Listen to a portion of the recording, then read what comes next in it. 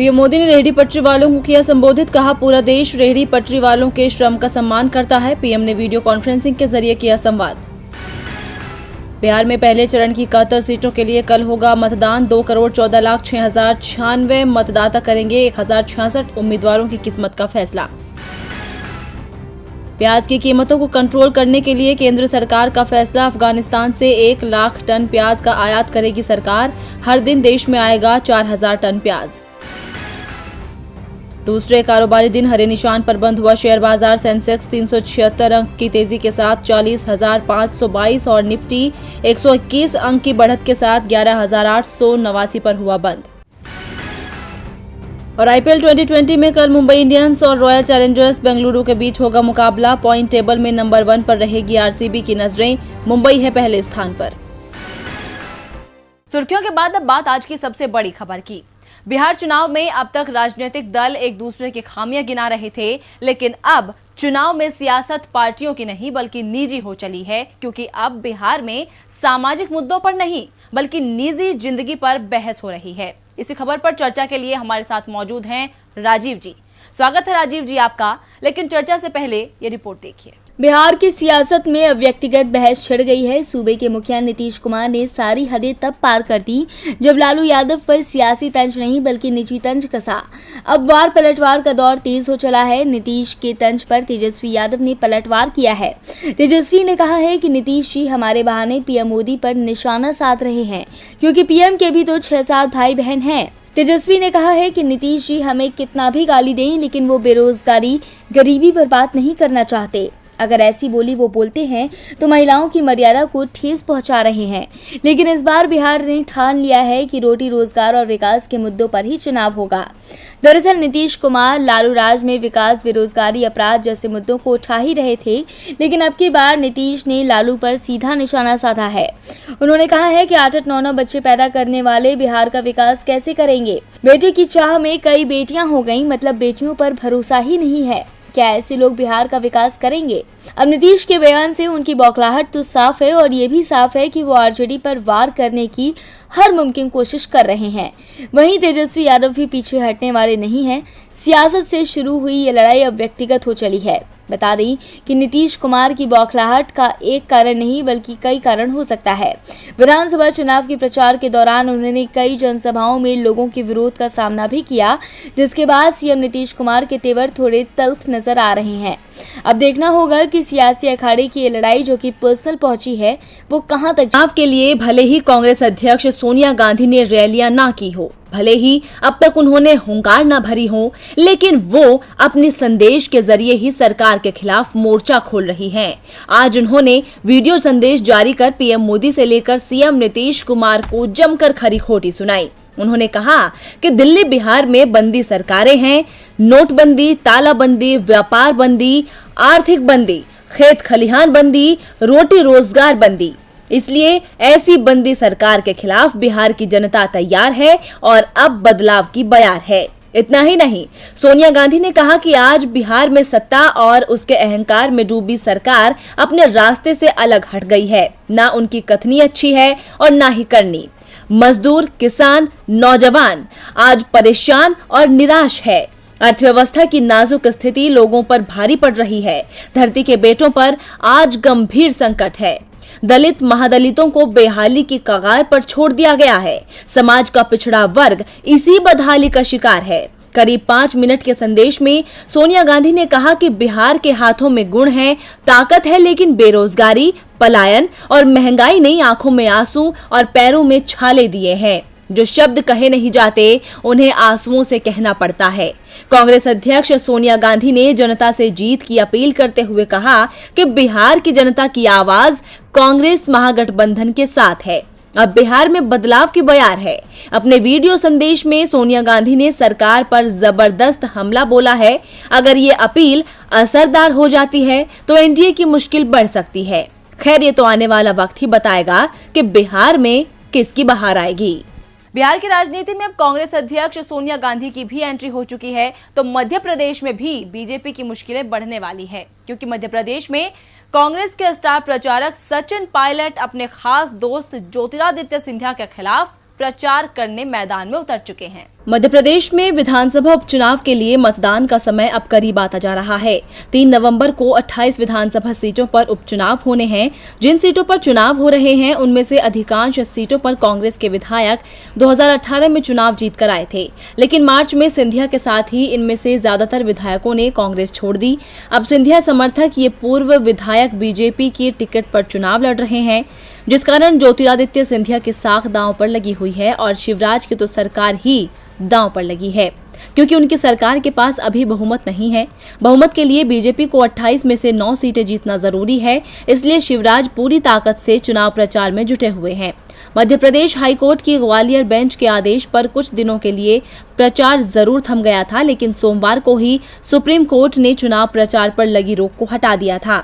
इसके बाद एक बार फिर रैलियां और आम सभाओं का दौर शुरू हो गया है और कांग्रेस की तरफ से चुनाव प्रचार के लिए अब सचिन पायलट को भी मैदान में उतार दिया गया है। सचिन पायलट को ज्योतिरादित्य सिंधिया का करीबी माना जाता है।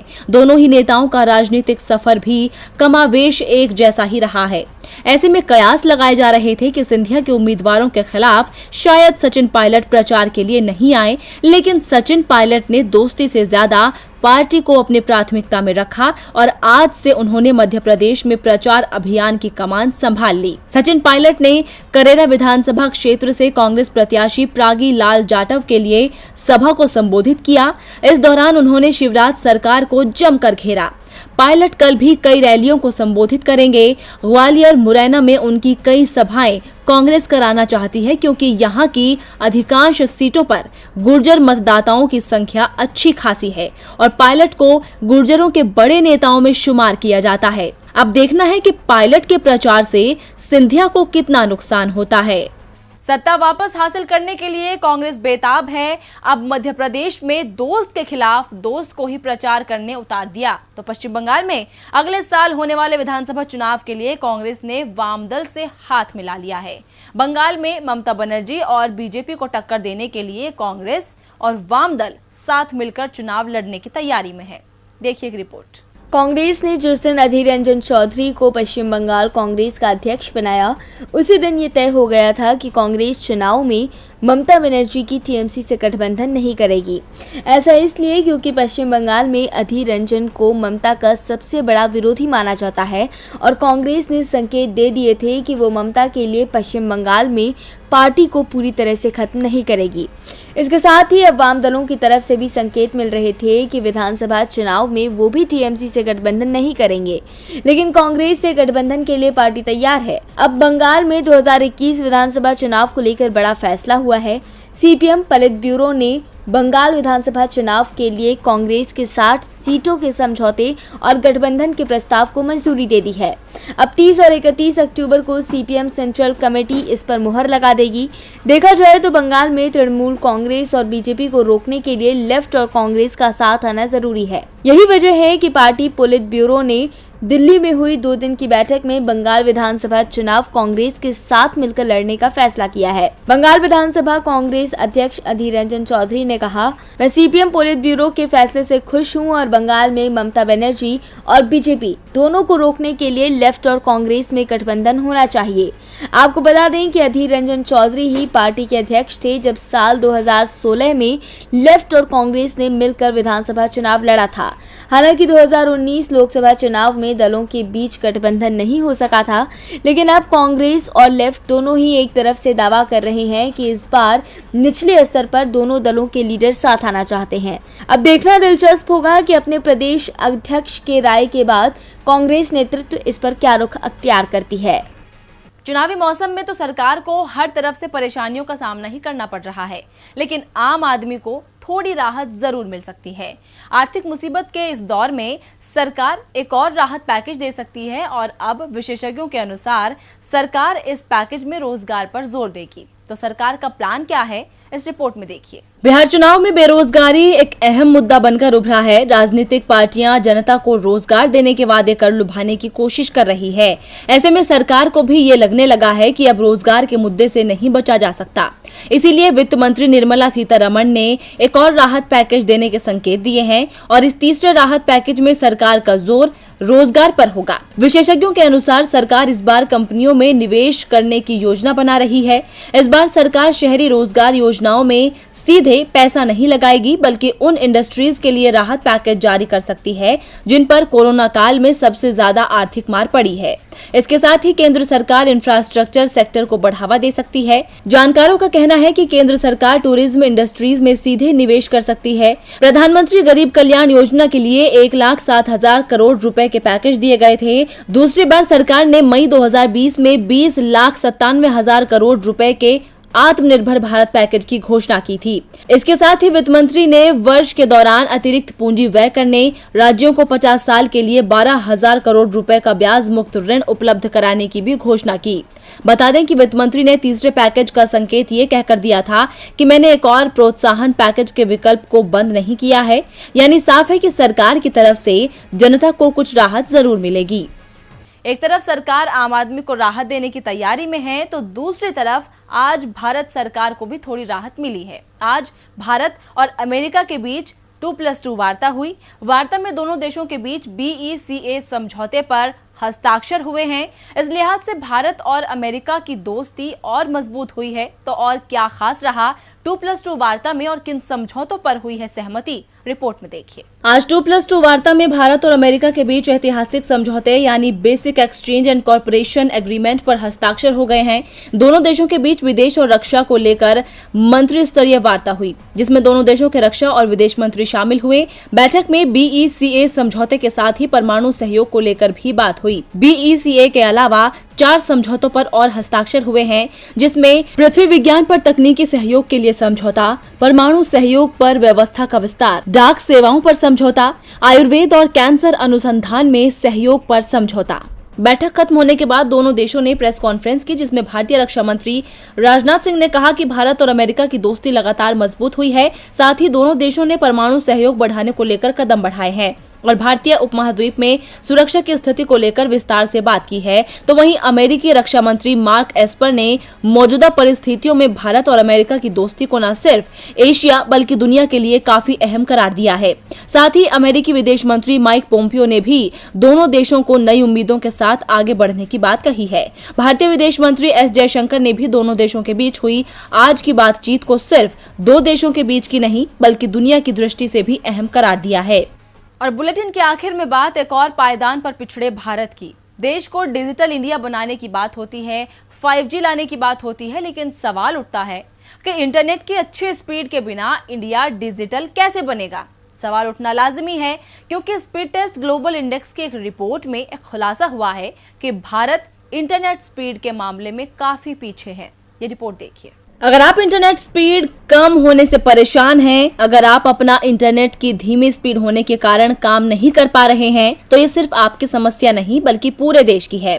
एक तरफ तो पीएम 5G स्पीड लाने की बात करते हैं, लेकिन फिलहाल तो स्थिति 2G से भी बदतर है और ये खुलासा किया है स्पीड टेस्ट ग्लोबल इंडेक्स ने। ऐसे में सवाल उठता है कि आखिर डिजिटल इंडिया का सपना पूरा कैसे होगा। मोबाइल इंटरनेट स्पीड के मेल में भारत की स्थिति काफी खराब है। स्पीड टेस्ट ग्लोबल इंडेक्स में भारत मोबाइल इंटरनेट स्पीड में 131वें नंबर पर है। भारत इस मामले में दक्षिण कोरिया, श्रीलंका, नेपाल जैसे देशों से भी पीछे है। भारत में औसत मोबाइल डाउनलोड स्पीड 12 Mbps है, जबकि वैश्विक औसत 35 Mbps है। सितंबर 2020 के लिए जारी किए गए इंडेक्स में ये बात कही गई है। फिक्स्ड ब्रॉडबैंड स्पीड के मामले में भारत को इंडेक्स में 70वें स्थान पर रखा गया है। मार्च महीने के बाद से भारत के मोबाइल इंटरनेट स्पीड में 3% का सुधार देखने को मिला है और ब्रॉडबैंड की स्पीड में करीब 5% का उछाल देखने को मिला है। मार्च महीने में स्वास्थ्य मुसीबत की वजह से लॉकडाउन लगा था और डेटा खपत में अचानक बढ़ोतरी दर्ज की गई थी। बता दें कि स्पीड टेस्ट ग्लोबल इंडेक्स दुनिया भर में इंटरनेट की स्पीड का डाटा मासिक तौर पर जुटाता है। दुनिया भर में लाखों लोग मोबाइल का इस्तेमाल करते हैं और उनके रियल डाटा के आधार पर स्पीड टेस्ट की तरफ से रैंकिंग तैयार की जाती है। गौरतलब है कि 4G से 5G की ओर बढ़ रहे भारत में डिजिटल इंडिया का मिशन चल रहा है। सरकार डिजिटल साक्षरता पर काफी जोर दे रही है। ऑनलाइन एजुकेशन से लेकर डिजिटल पेमेंट तक का इन दिनों जोर है। ऐसे में मोबाइल या फिर ब्रॉडबैंड डेटा स्पीड के मामले में भारत का पिछड़ना चिंता